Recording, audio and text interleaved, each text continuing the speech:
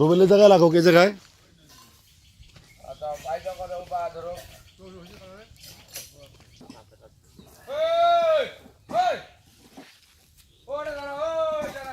ওটা লাগান সবাই রে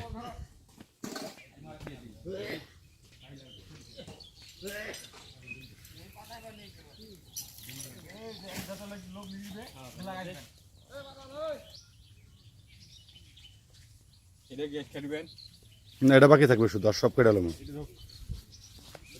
কারণ এটা জ্বালা এটা সবার লাস্টে কাটছি না এটা আরো 4-5 দিন থাকবো